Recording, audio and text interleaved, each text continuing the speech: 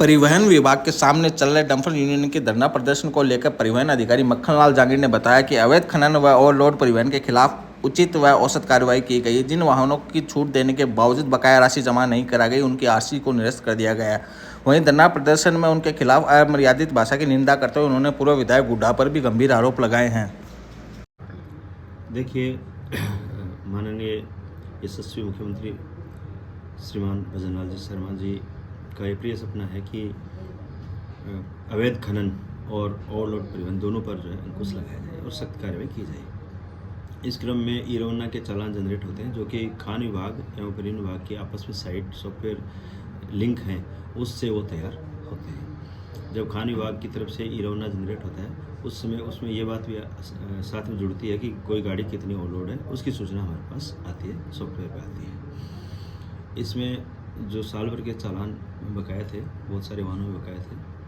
अभी राज्य सरकार की तरफ से फरवरी माह में एमनेस्टी योजना लागू की गई थी, जिसमें वाहन स्वामी को अपने ई रवाना चालानों को प्रशमन कराने के लिए 95% की छूट दी गई थी, जिसका हमने व्यापक प्रचार प्रसार किया था। जिस व्यापक प्रचार प्रसार के पश्चात कुछ लोगों ने अपने ई रवाना चालानों को एमनेस्टी योजना का लाभ लेते जमा करा दिया और उनसे फ्री हो गए। इस क्रम में मैं बताना चाहता हूँ कि 652 जो वाहनों ने अभी तक ई रवाना की एमनेस्टी योजना का लाभ उठाया है। शेष वाहनों को हमने नोटिस इशू किए थे, जिसमें प्रथम चरण में 647 वाहनों को हमने नोटिस इशू किए। उनमें से भी 92 वाहनों ने आगे की कार्रवाई से पहले ही अपने प्रशमन राशि जमा करवा के उसका लाभ उठाया गया। शेष वाहनों में जिनका ट्रैक रिकॉर्ड निकला, उनको 229 वाहनों को प्रारंभिक तौर पर सस्पेंड किया गया, उनकी आरसी को।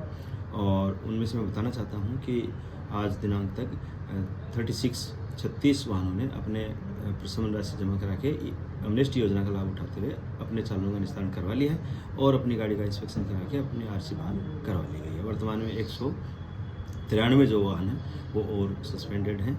इन वाहन स्वामियों का जो बाहर धरना प्रदर्शन कर रहे हैं, इनकी मांग है कि भाई हमारा जो है ई रवाना माफ़ किया जाए और हमारी आरसी को बहाल किया जाए।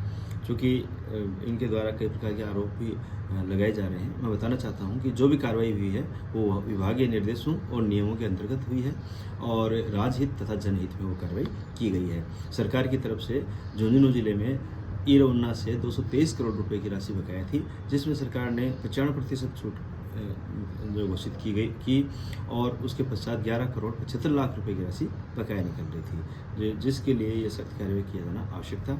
साथ ही ओवरलोड परिवहन से आम जन को खतरा उत्पन्न होता है, सड़क पर जो है सुरक्षा बाधित होती है। इन सभी मुद्दों के मद्देनज़र हमारे द्वारा ये कार्रवाई की गई, जो कि नियमानुसार और कानूनी रूप से सही कार्रवाई की गई है। मैं वाहन मालिकों से अनुरोध करना चाहता हूँ कि वो अपनी प्रशमन राशि, ये जो एमनेस्टी योजना है, उसका लाभ उठाते हुए जमा कराएं और अपने ई रवाना चालानों से मुक्ति पाएं। साथ ही मैं ये भी आपके माध्यम से जो है बताना चाहूँगा कि धरना प्रदर्शन करना लोकतंत्र में जो है आम आदमी का अधिकार है, लेकिन किसी भी धरना प्रदर्शन में लोकतांत्रिक भाषा का प्रयोग किया जाना मेरे ख्याल से निंदनीय है। यहाँ पर जो धरना प्रदर्शन हुआ है उसमें मुझे जो है व्यक्तिगत रूप से कई प्रकार की जो है निर्गल अमर्यादित भाषा का प्रयोग मेरे लिए किया गया है। साथ ही मुझे बहुत ही इस बात का दुख भी है और खेद भी है कि मेरे परिवार पर भी जो है वो अमर्यादित भाषा काम में ली गई है। मैं आपके माध्यम से सभी से ये अपील करूँगा कि इस प्रकार की जो है ये घटना हुई है, इसकी निंदा की जाए और मुझे इसके लिए जो है प्रोटेक्शन समर्थन उपलब्ध कराया जाए। मैं ये भी बताना चाहता हूँ कि इस प्रकार की जो अमर्यादित भाषा प्रयोग की गई है माननीय पूर्व विधायक जी के द्वारा, तो उससे मेरे परिवार के लोग हैं वो भयभीत भी हैं और एक तरह से वो सदमे टाइप की स्थिति में। आपके द्वारा या आपके विभाग के द्वारा तो जो कार्रवाई की गई है वो सरकारी नियमानुसार ही की गई होगी, जो नियम बने हुए हैं।